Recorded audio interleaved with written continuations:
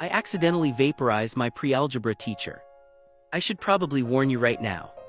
If you think your life is normal, if you think the world makes sense, if you think teachers are just teachers and field trips are just boring days off school, stop listening. Because once you notice the cracks, once you realize something has been watching you, it's already too late. My name is Percy Jackson.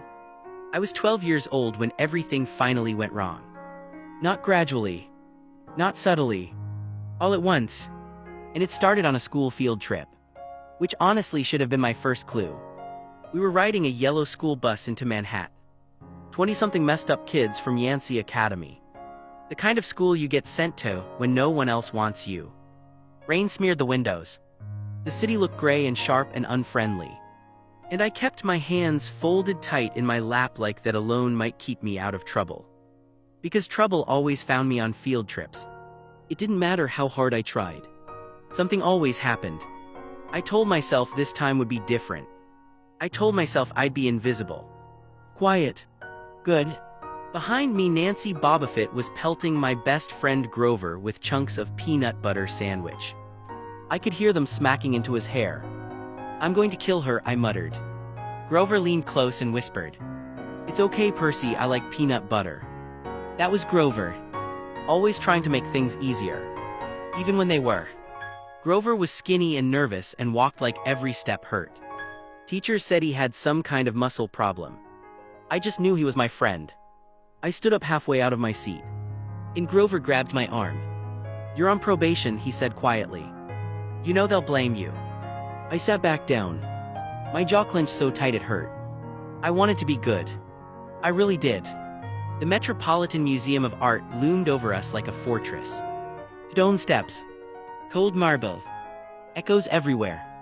Our Latin teacher, Mr. Brunner, led the group, rolling along in his motorized wheelchair.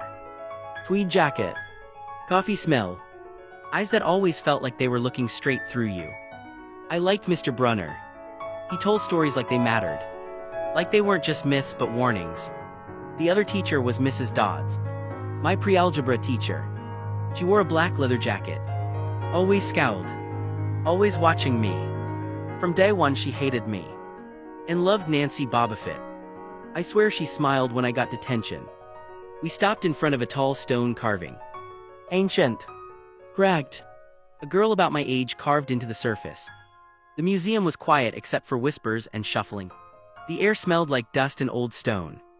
Mr. Brunner talked about ancient funerals. About gods and titans. About how stories survive longer than people. Nancy laughed about something behind me. I snapped. "Will you shut up?" My voice echoed. Way louder than I meant it to. The whole group went silent. Mr. Brunner turned his chair slowly. "Mr. Jackson, did you have something to add?" My face burned. "No, sir." He pointed at the carving. "Tell us what this represents." I stared at the stone. And somehow, for once, I knew the answer. Kronos, I said. He ate his kids because he was afraid they'd overthrow him. Mr. Brunner nodded. "And why does that matter?" I hesitated. My stomach twisted. "I don't know," I said. "Because history repeats itself, maybe." Nancy snorted. "Like that'll matter in real life." Mr. Brunner's eyes didn't leave me. "It always matters," he said quietly. Something about the way he said it made the hair on my arm stand up. Then lunch was announced, and Mrs. Dodds was told to lead us outside. She shot me a look. Sharp. Satisfied. We ate on the museum steps. Storm clouds rolled overhead. Dark and heavy like they were pressing down on the city. Nancy dumped her half-eaten lunch straight into Grover's lap. I stood up without thinking. The air rushed in my ears. My heart pounded. The next thing I knew, Nancy was screaming. Sitting in the fountain. Soaked. "I didn't touch her," I said. I meant it. I really did. But Mrs. Dodds was already there. Her eyes bright with something ugly. "Come with me," she said. Grover tried to take the blame. His voice shook.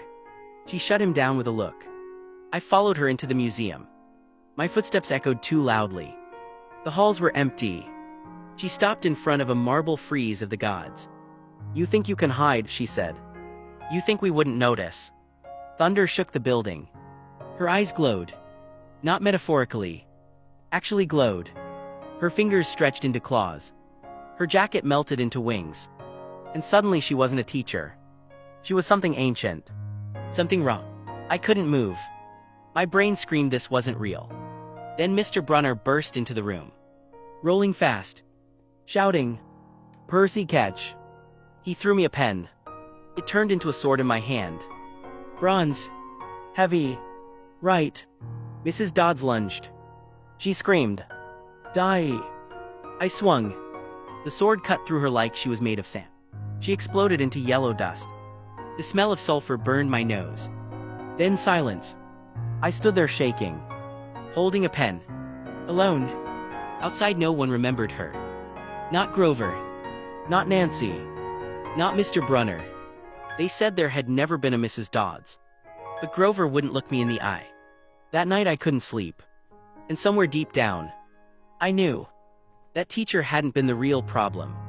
She had just been the first sign. In whatever world I thought I lived in, was already gone. I didn't know it yet, but the monsters had already found my scent. Like and subscribe.